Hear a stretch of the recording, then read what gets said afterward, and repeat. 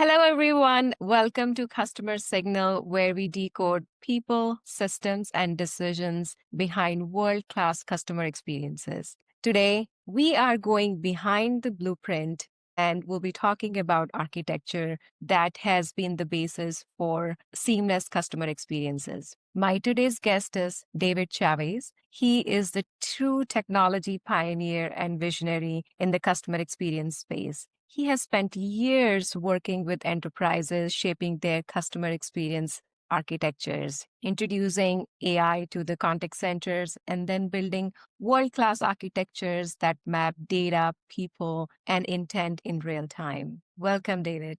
Thank you, Shalima. A lot of people just see outside world, which is seamless customer experiences, intuitive chat, and then reducing the first call resolution. But most of the people have not understood or they don't know behind the scenes architecture. And you have lived through this over the years. From your experiences, what does the world-class customer experience architecture look like? Yeah, so the first thing is to touch on what customer are you serving? And then you kind of have to touch on the customer, right? So I've spent most of my career on enterprise class solutions. And I think the architecture for that is radically different than a mid-market or even further downstream solution for small businesses. So for the purpose of answering your question, I'm going to concentrate on enterprise. And then I'll begin with a comment of what you hope is true is that both the customer and the customer of the customer never notice the architecture. Because if they don't notice the architecture, then it's really doing what it should be doing. So, that you've just basically defined success whenever they don't notice it. However, you can't design a solution for sunny day scenarios because at the enterprise level, you're going to have an unfortunate number of days where it's not so sunny, and your solution has to account for the myriad of things that are going to cloud up that day and make it stormy. So first you kind of start with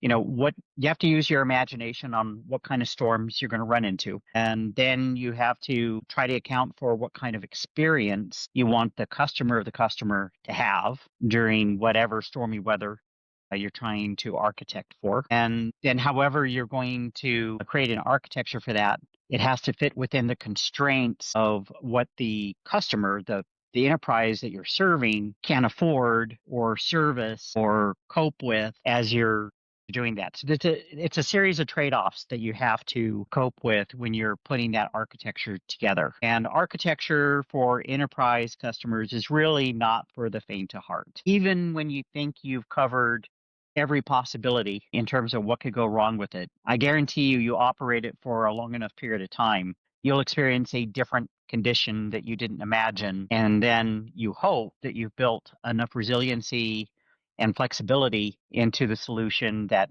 you can easily triage for that storm and restore the service back to, what the customer, and the customer will need. Yeah, I mean, you said it right. It's complicated and not just building that architecture, but there are so many dependencies because when we talk about customer experience or contact centers embedded into the business's processes. So not only just the technical aspect from the architecture itself, but also the dependencies that makes it even more complicated. In your experience, what has been like most misunderstood or oversimplified when putting together these architectures? I think that people take a few things for granted, Shalima. The network being a huge one. Okay, and the network has specific touch points, for whether it's from the data center itself, whether it's to switching centers of the service providers that are your connections are transiting. If you have a substantial work from home workforce, then then there's the network to your agents that are working from home. When they're working from a building, it's similar to the work from home, although you can get diversity in network going to buildings far more cost effectively than you can into a house. And then, of course, there's the network that you have no ability to influence, which is the customer's network. What is connecting them to the entire solution. I think because that last point is outside the control of the solution, that many people putting together the solution basically ignore what the network's going to mean to the whole solution. And that contributes to fragile points that lead to breakage, which leads to downtime, which means you're not going to meet the SLAs that you're signing up the customers to. So I think by and large, it's the largest mistake. But I mean, there's so many opportunities for mistakes here. And unless you've really experienced some of these firsthand, which unfortunately any of us who've been in the industry for a long time have personally experienced, then, you find that with experience is the teacher. And if you don't have it, you actually don't have enough imagination to figure out all the different things that could potentially go wrong. Yeah. And network is definitely the most underrated and perhaps the most complicated to troubleshoot as well. When you look back and see some of these customer experience architectures that has delivered seamless customer experience, what do you think is the common thread? Is it the data foundation or the governance framework or just aligning to the customer's business outcomes? Well, they all play a part. Because they all play a part, I'm not sure that one is vastly more important than the other. I would tell you that really good architecture here doesn't put constraints on the customer.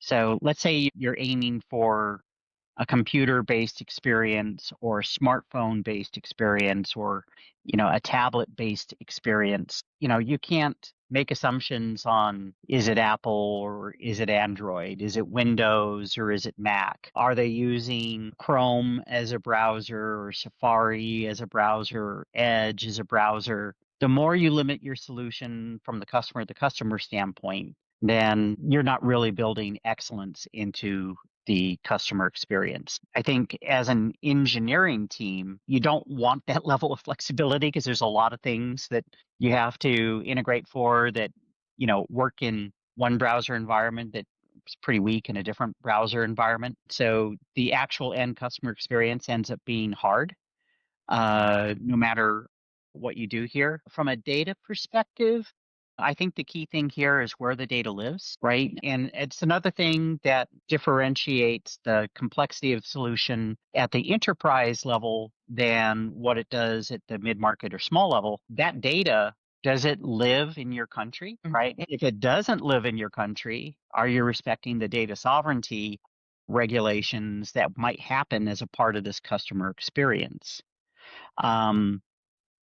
And it's one of those things you have to think about at the enterprise level when you're building, let's say, some kind of cloud contact center that you just don't have if you're doing small business or mid-market, which all tends to be in a single country. So, that's one aspect. The second aspect is changing laws over privacy. When you get access to the data, have you crossed that threshold about personal identifiable information? Probably you have in many of the customer relationship solutions. And so the onus on that falls on the solution provider and the customer. But what tends to be weak here is the actual agent being served. So they're part of the solution as well. How do you respect everything relative to personal identifiable information, so the agent can excellently serve the customer while still preserving that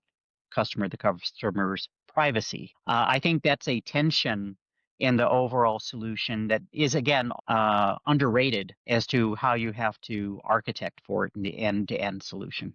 Governance is changing all the time. And depending on how your solution is put together from an end-to-end experience perspective, it can have tangible effects on that. So let me give you an example that's not directly customer experience, but depending on how you're throwing your data together and delivering an end service to the customer could end up impacting the customer experience. So a significant event happened this year on October 1st, and there's another event happening on January 1st relative to the privacy of your location. Okay, so in October, your location became personal identifiable information that it cannot be shared unless you explicitly give your consent in writing. Okay, so think of like electronic consent or an actual, ink and paper Yeah. style permission that would be very difficult to share amongst potentially all of your technology providers that contribute to this thing, right? But if it's done wrong, then everybody is sort of responsible for a privacy violation if it's done incorrectly. The two states in question, the first one is on October was the state of Maryland. The second one is the state of Oregon. And you go, well, if they're being served from a mobile phone, typically you would get that location information automatically. There would be nothing that you would do, but now that's no longer true.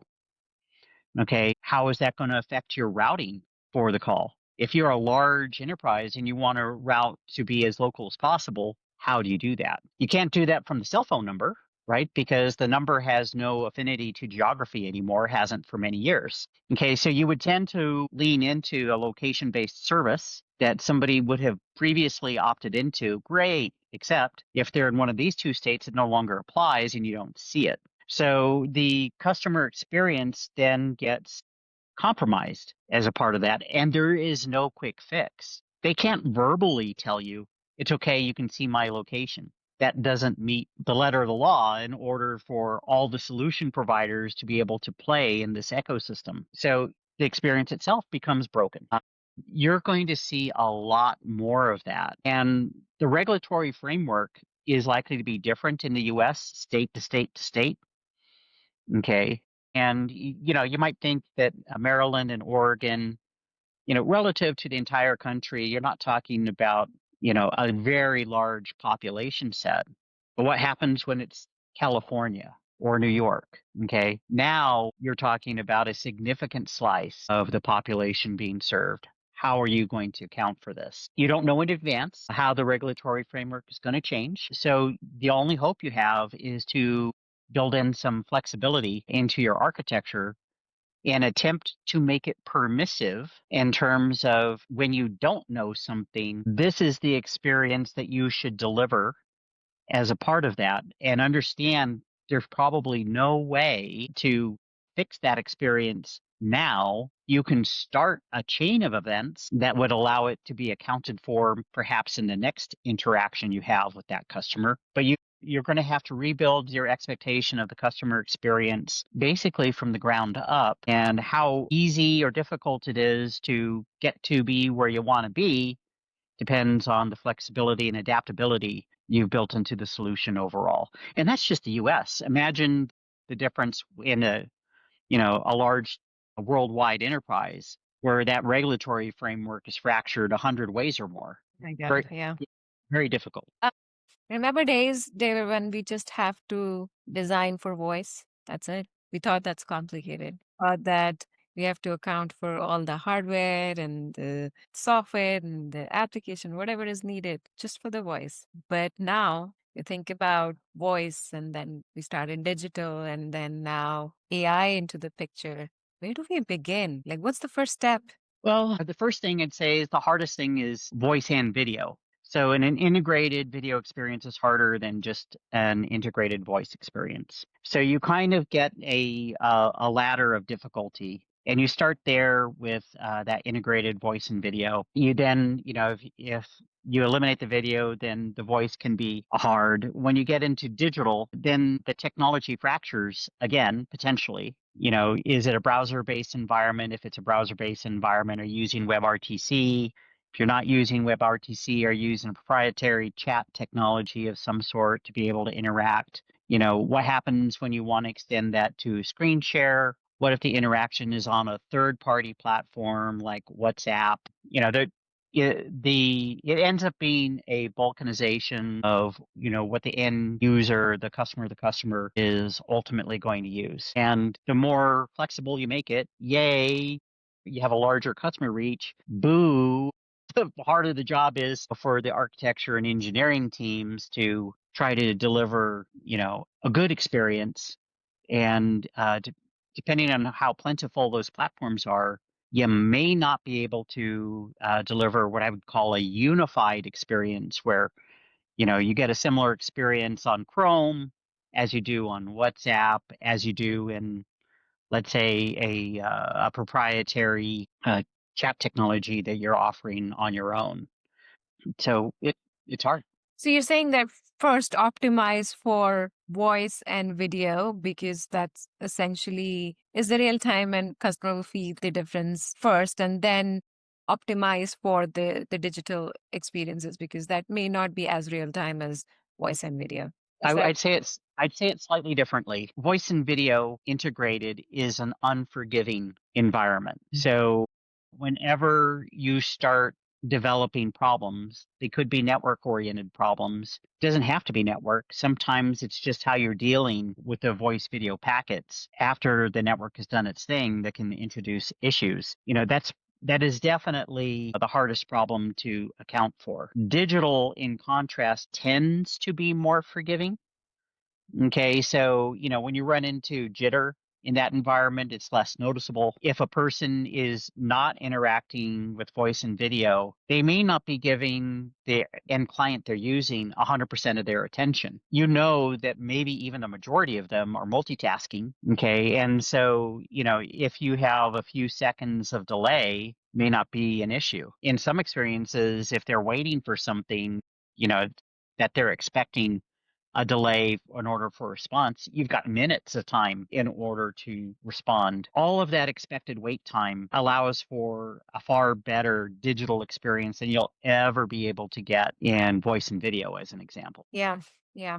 If you talk about organizations, and especially now when things are changing at lightning speed, how do you balance between speed of innovation with compliance and stability, especially in large organizations where the customer experience is right between the IT organizations and the businesses? I think you just touched on probably for many I shouldn't say customers, but for many solution providers, the existential question of this time. And we already see what's happening in the solution provider space here, right? We got a lot of unhealthy solution providers. It's far more likely that investments in providing those solutions are decreasing rather than increasing. Right? You see consolidation in the space overall. All of that is an indication that something has changed. Okay. And in my opinion, it's how you phrase the question. The thing that has changed is that the speed of change has accelerated. It has been accelerating over time. Change was much harder to come by if we go back a few decades. And then starting in the late 20th century and in the early 2000s, the introduction of internet protocol for connecting all these things allowed for a radical change in innovation.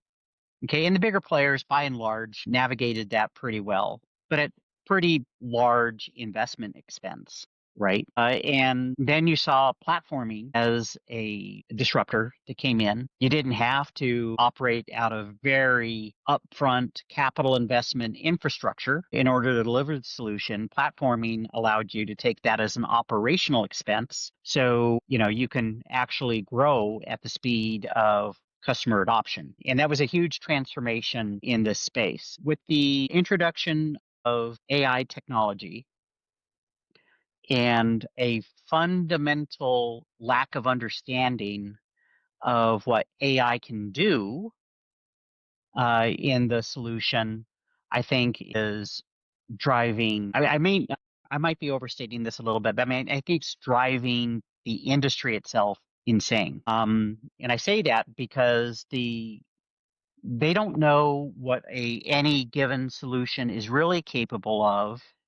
And it can be a very career limiting choice to choose to believe what a solution provider is telling you relative to what AI in their implementation can do for the customer. So I think all of that tends to cause the customer to be cautious, validly so. That caution means that more often than not, they're going to choose to wait, okay, the implication of that is the value of the market overall to the solution providers has suddenly nosedived, right? And so, their growth prospects dim considerably, so you see a capital outflow as a result of that. That has to change in some way, shape, or form. Now, it can change by a change of expectation on the customer's part of what AI can do for them. It could change from a technology perspective that AI either shows itself to be exceptionally valuable in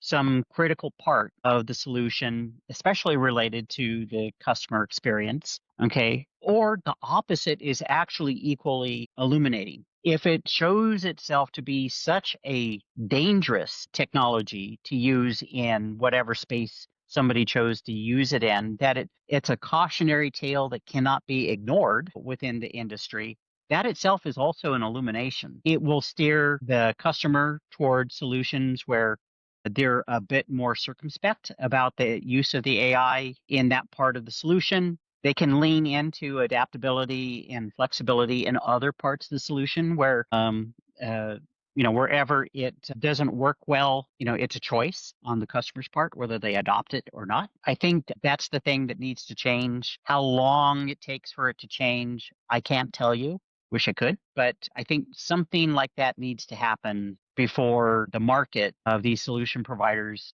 becomes healthy again and you see capital inflows rather than outflows. I look forward to that time and I hope it's soon. Yeah. If we talk about velocity, in recent years, there's a shift towards composable architecture, modularity. And do you think that's always going to win?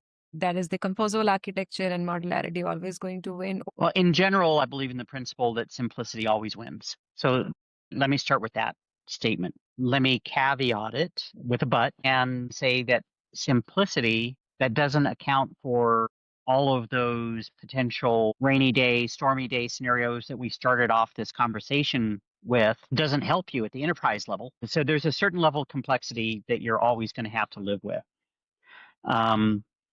So, that you have to kind of say those are the stakes just to play is dealing with that. As with most things, choosing to have composability is a double-edged sword or two sides of a coin, whatever adage that you want to have there. Composability means that you can bring in other providers and potentially quickly innovate. Quickly innovate will help you with the acceleration that we're talking about here relative to the velocity of innovation. The other side of that coin, or the potentially sharper edge of that sword, is that you have to have trust on the other side of that modularity or composability. Okay, if they take that part of the solution and they make it weak from a security perspective, the entire solution is compromised. Okay, if they make it susceptible to an indirect attack on the solution by some bad actor out there that wants to impact a market or a customer of a customer, okay, you've just introduced something in your system that you have absolutely no more control over. Okay, you're still responsible for the downtime, but you've now let it escape your control. Now, this doesn't mean that you have to control a solution from sand, meaning you have to basically, go from your very, very basic materials to an advanced solution, and it's all up to you. Not trying to say that. I'm just saying that whenever you decide that you're going to be modular, you need to be circumspect about who you're going into business with. You need to somehow establish how you're going to be trustful of the people that are on the other end of that. And then you have to account for whatever potential weaknesses might be introduced when you head down that road. That's actually a really, really good point that, yeah, modularity really good, and especially in terms of velocity. But when we talk about security and the two components talking to each other, there should be a clean handoff to build that seamless experience to the end customers. Are there any specific examples you could share where monolithic architecture was a better choice rather than building a modular solution? Yes. I can, without naming names, one of the monolithic choices that was exercised in the past, and here I'm approaching it from a voice perspective. You can build an architecture where you are responsible for the transport of voice. In the industry at the time, we'd call that private IP trunking. Okay, so the network is virtual. The physical network is a transport network that you probably diversify over multiple service providers. Okay, you're still, as the solution provider, responsible for how reliable that private IP trunk really is. And at the same time, you are required to terminate phone numbers, right? Inbound traffic. The inbound traffic is the responsibility of usually just a single service provider. If you're really, really well engineered from a network perspective, then you have a failover service provider in the case that your primary service provider can't terminate that phone traffic. But if you can't get that inbound phone traffic, let's take the case where you have a singular provider. It's wonderful that you've created this resilient IP traffic solution, and it still failed because the calls couldn't get in, right? So the monolithic solution really helped you in terms of, if something were to happen, you didn't have to transit to another service provider network to get a call from one place to another. Your own IP trunk tunneling would accomplish the same. But if you didn't have the foresight to actually have a failover service provider network for the inbound traffic, it didn't matter. So I kind of gave you an example that covers the entire range of that solution. The more you think about what can go wrong in that solution and you architect for it and you actually do it, then the better the end experience for the customer and the customer of the customer. Yeah, and I want to spend couple of minutes on the digging a little bit deeper on the resiliency. We all have heard recent events about outages at infrastructure level. Beyond infrastructure, how do you think about resiliency at the application layer? All right. So the first thing is you can't just look at it from the infrastructure and or network perspective. Okay, those are two very clear elements that any architect worth their salt would already have in their mind how they're going to cope with it. So, if it's an Oracle outage, if you're on their cloud, or if it's a Google outage, if you're on their cloud, you know that you're going to have, and you want to be able to account for it, you're going to have to be a multi-provider infrastructure solution to account for that. Similarly, for your network, you're going to have resilient paths internally between where an interaction starts and finishes in order to account for that. Let's dig a little bit deeper. You're writing an application for this thing. What language are you writing it in? Okay, back in our telecom days, we would be writing in languages that are what I would term closer to the assembly language version of a language than it is to a very permissive, higher level language that tends to be the preferred programming language in a cloud infrastructure environment.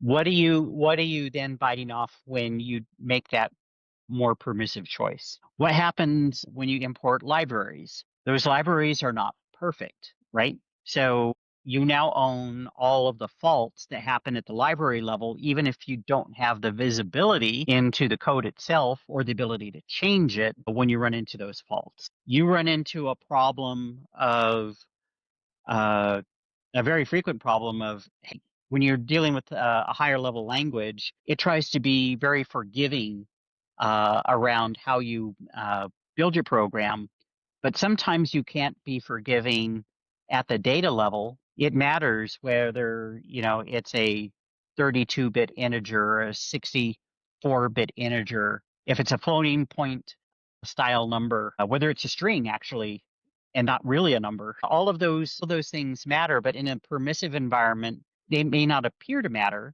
until things are not quite going right. And then all of that doesn't even account for the containerized architectures you're likely running on. What's the configuration of the Docker container that is underlying all of this? What are the defaults that are set up in Terraform that are setting all of this up, that underlying all of this? Those things, like the libraries, if you're only looking at it from the application layer perspective are additional things that you have to account for that you're probably not quite accounting for. Um, and and then lastly, this is a problem that you can choose to address or not address. When we talk about resiliency, active, there is a fine balance between over engineering, cost, and performance. How do you keep that everything in check without spending too many dollars in building that kind of architecture? I would start with the question of what is the value of the resiliency to the customer, right? So if you're building a customer experience solution where you're taking customer complaints about a mass market consumer electronics thing, and the cost of the electronic itself is cheap, let's say like a Blu-ray player, $50, if you're doing a basic edition there, the value of that interaction is relatively low, right? Because worst case scenario, you're replacing it, and that's that. As opposed to the same solution attempting to satisfy a financial institution where every missed call can be measured in tens of thousands of dollars at a minimum, can be far, far larger than that. And you don't want that trade being placed elsewhere, then the value that they're going to put on that resiliency nothing is ever priceless in terms of the willingness to pay, but the willingness to pay for that solution is going to be light years different than from the consumer electronics helpline. So that's kind of your guide to how you're going to solve that problem. If you're engineering the solution for a very resilient, sensitive financial services company, you're going to err for engineering cost always to try to minimize the downtime. Okay. And if you're doing it for, your mainstream customers, the helpline for consumer electronics, then you're not going to want to put a lot of upfront cost in that architecture. You want it to be resilient, but not at all costs, if that makes sense. Yeah, makes sense. One more question on the resiliency. It's about the testing. What are the tips? I mean, usual, of course, we all know failover, etc. So what advice would you give to the technology leaders who are going through this, especially now building their solutions on cloud? I would say lean into some of the experience of the past. Many, though not all, solution providers think of the deployment of their solution as a pure CI/CD approach to putting in changes into the solution itself. Okay. Yes, it's CI/CD for just updating the cloud, but I would strongly advocate for bifurcating your cloud solution. So you have the cloud for general production and deployment, and you have a different instantiation of the cloud for advanced leading integration of a solution. In the past, people would call those different things. You could think of that as a beta environment. In the old telecom days, you can call it an advanced test environment or advanced integration test environment. More modern technology from a cloud perspective. I think if the larger your customer set and the more sensitive they are as enterprise customers, not having that beta capability is you're basically playing Russian roulette, which is a game I would not advocate anybody play. Yeah. The other side of resiliency that I want to touch on, David, is the human resiliency. Technical architecture resilience is important, but at the same time, I do believe that human resiliency in terms of the teams that are supporting the architecture. So, how do you align your support teams and incident management with the technical architecture you have built? So the first thing is there's an inherent trap here. If you attempt to be as optimal as possible, then you tend to compartmentalize how you're doing both engineering and support as a part of it. That compartmentalization means that, hey, you found this great person who knows how to do this. You're going to give them all the assignments relative to that one thing. What happens when something happens to that person? Oh boy. Okay. So now it's a very impactful event that you have to navigate from a personnel perspective. So just like we talk about over engineering architecture potentially based on the sensitivity of the customer. You want to equivalently over engineer from a personnel perspective what you're doing as a solution provider. Number one, that means your first line managers can't be managers. They have to be leaders and mentors. Okay. They have to lean in to what all of their team are doing, develop some level of personal experience in what the people are doing and how they're doing it. They need to also lean in to addressing issues as a team. Think of a team as a minimum of two, probably a maximum of four in that environment with, it depends on the total size of the team in question, how you would break this apart. It does mean that you're not as optimal as what would be possible in a perfect environment, but you're buying yourself from having to deal with a lot of very difficult headaches from a personnel perspective versus those that try to be optimal and make everybody an expert in their one area, and that's that. I think that that's a mistake I would not make, but I suspect it's a mistake that's made all too often. Yeah, yeah. We've all seen that in our past experiences. I want to spend some time with you on data, David.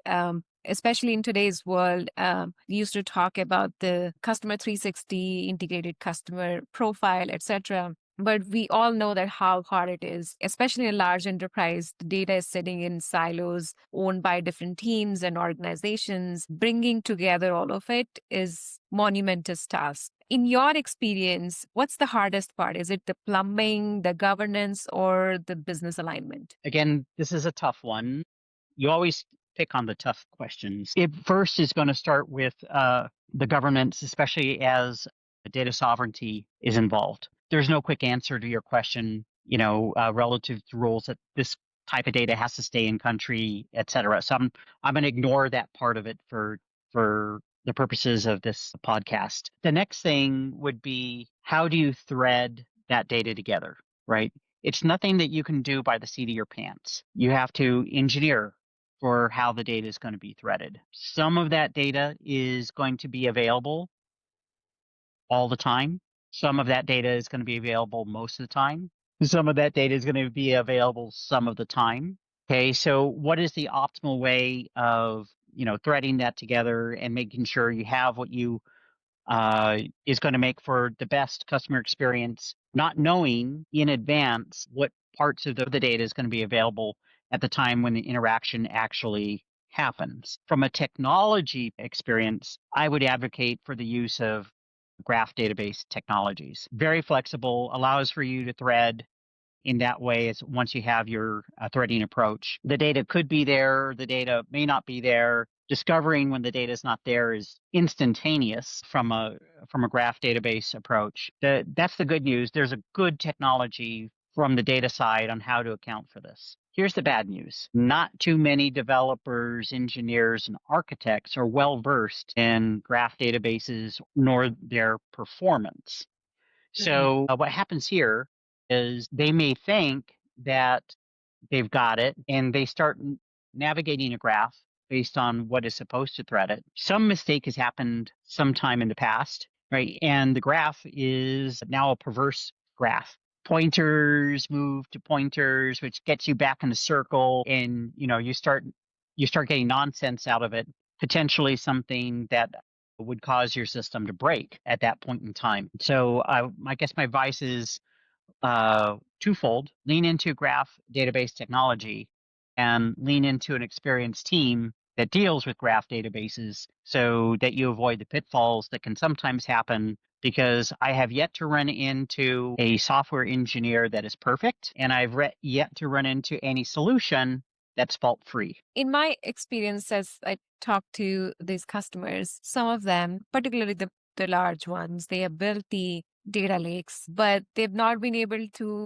use it successfully. How do you activate the data that you have built into something more predictive, where you can gauge customer expectations or anticipate the issues before customer even calling? Something useful, right? We are moving from reactive to a predictive customer experience. Another hard question, and it'll probably take a back and forth to get to the answer you're looking for. But let me say something about a data lake. They come in many different qualities and sizes. Um, how you would handle a lake that has 10,000 rows in it versus a lake that has a trillion rows in it is going to be very different. A cloud developer tends to think, I have so much computing power available to me, I am just going to linearly search for the record I want. Doing a linear search on 10,000 rows, not a problem. Trillion rows is a problem. Okay, it's a problem from a time perspective and it's a problem from a cost perspective. Okay, how many times are you going to do this?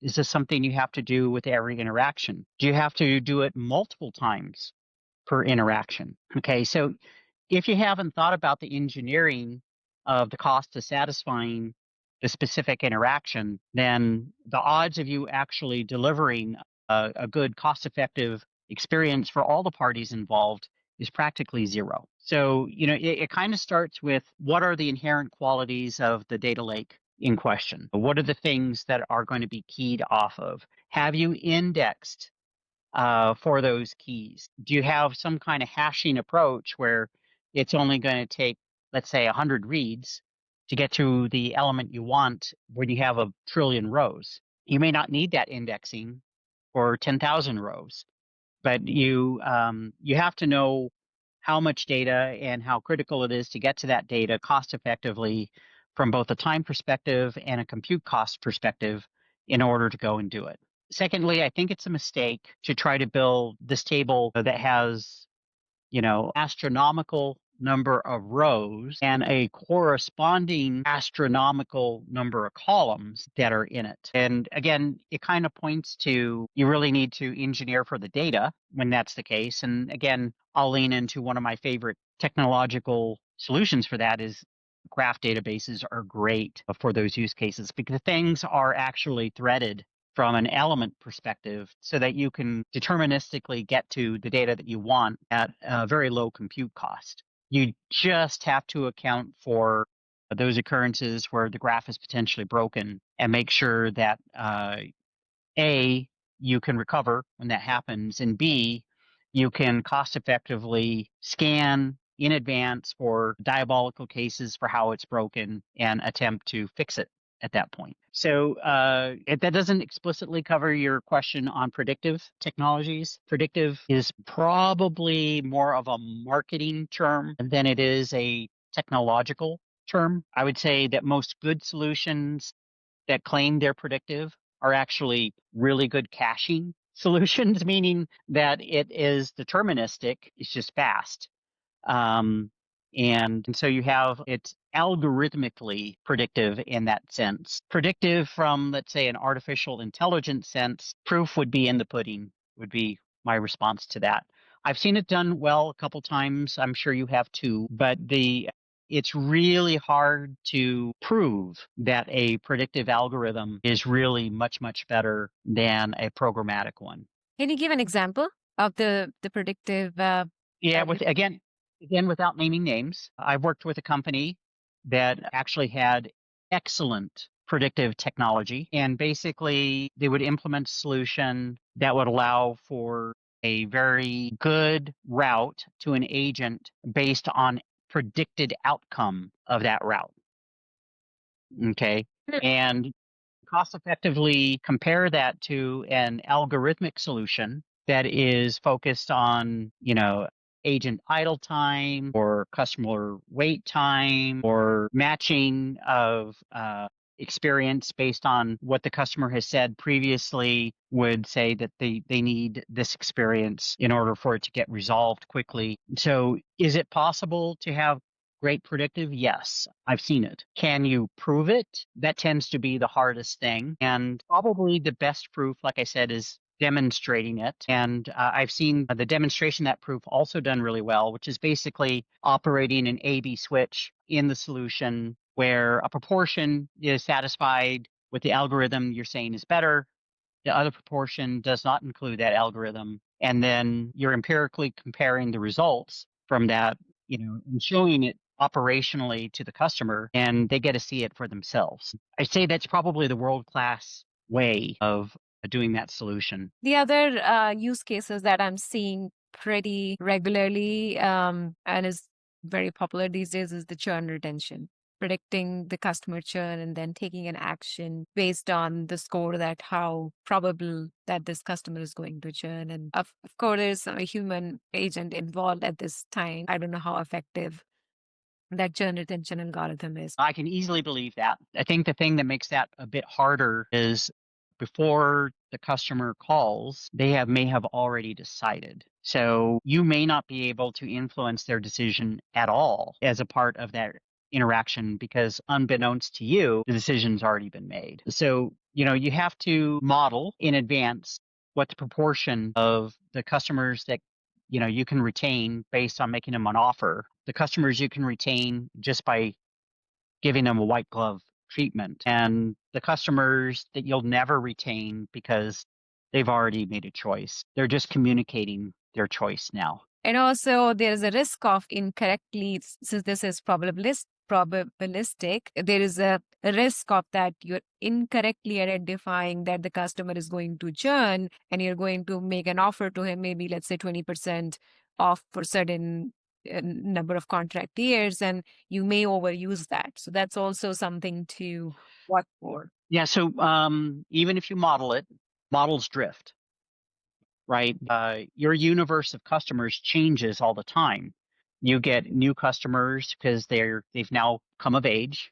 You have older customers that are no longer customers.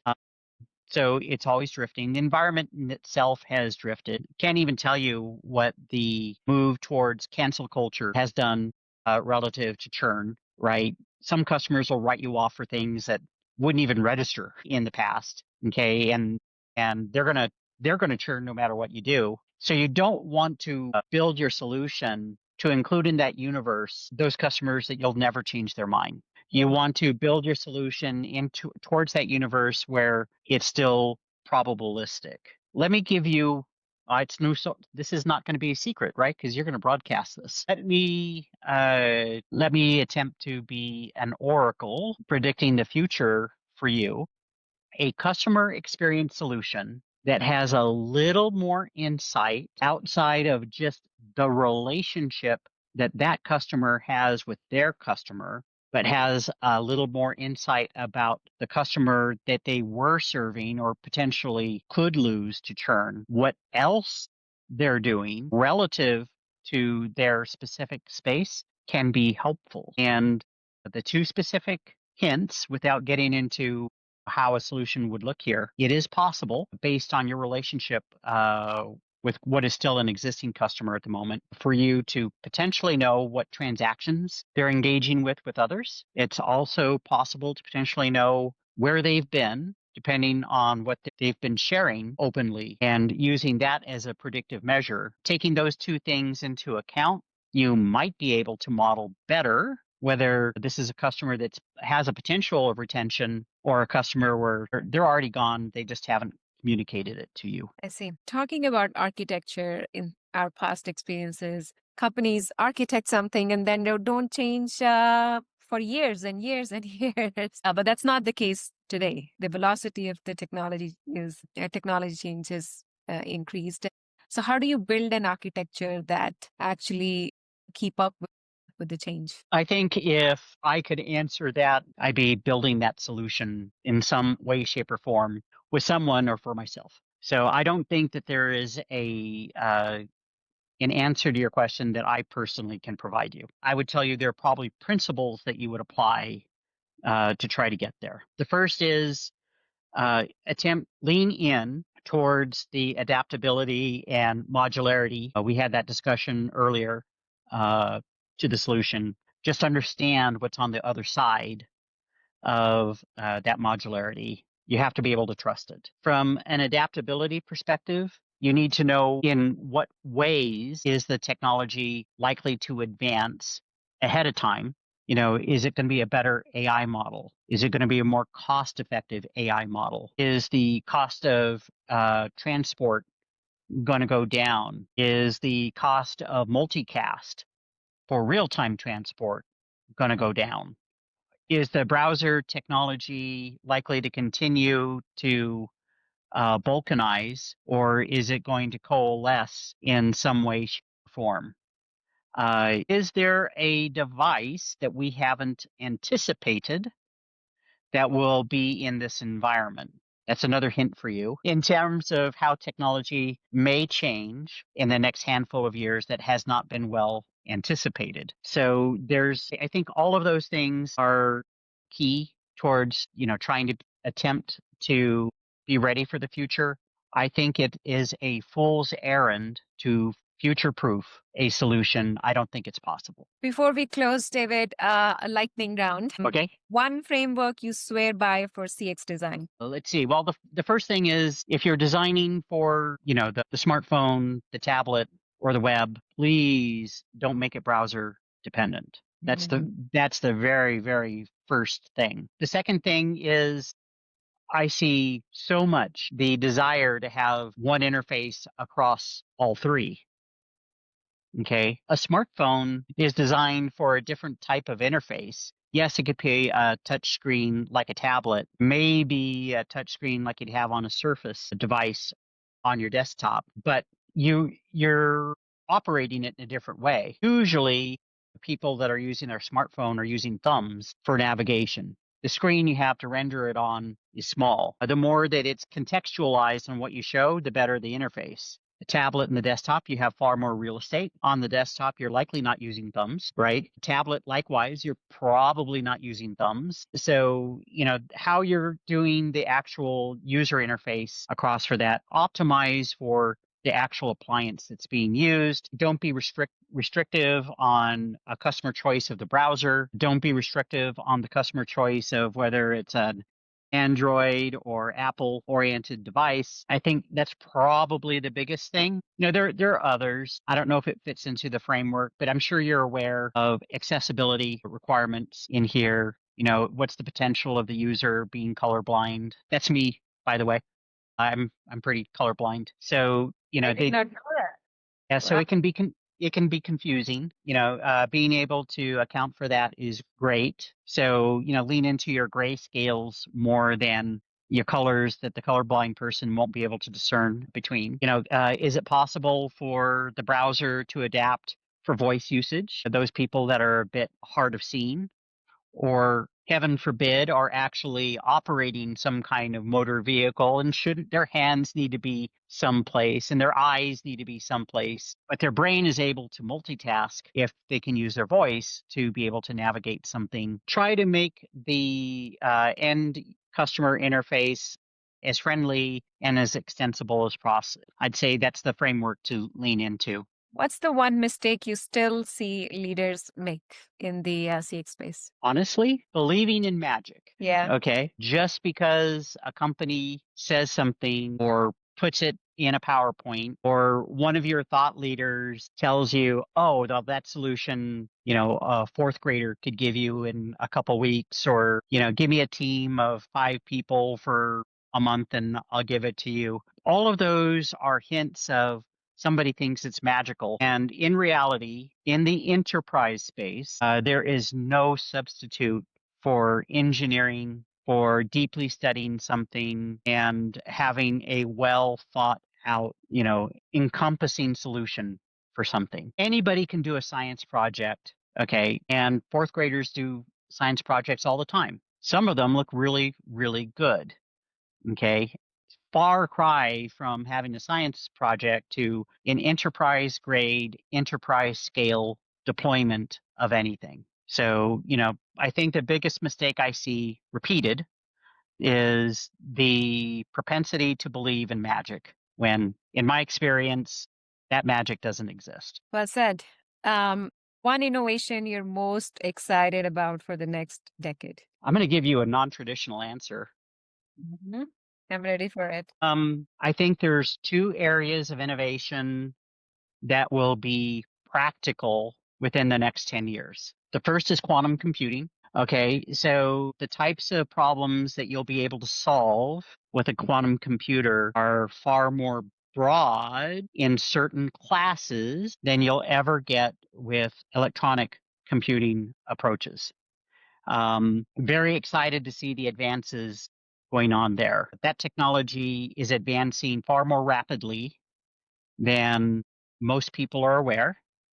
And the use cases are a little bit more broad than people also attribute to that space. Believe it or not, there are customer experience use cases here, but that's an exercise for a conversation perhaps in 3 or 4 years. The second would be quantum transport networks. So there's not a lot of independent investment going on here. Again, I've worked a little bit in this space in terms of talking directly to providers. There is certainly a very innovative marketing leader in Europe in this space that can demonstrate practical networking technologies on quantum scale. The more that you're dealing with big data, the wider your range of solution. If you had a quantum transport network, I would say, unfortunately, that the West is far behind China in this approach. I think that China is investing from a sovereign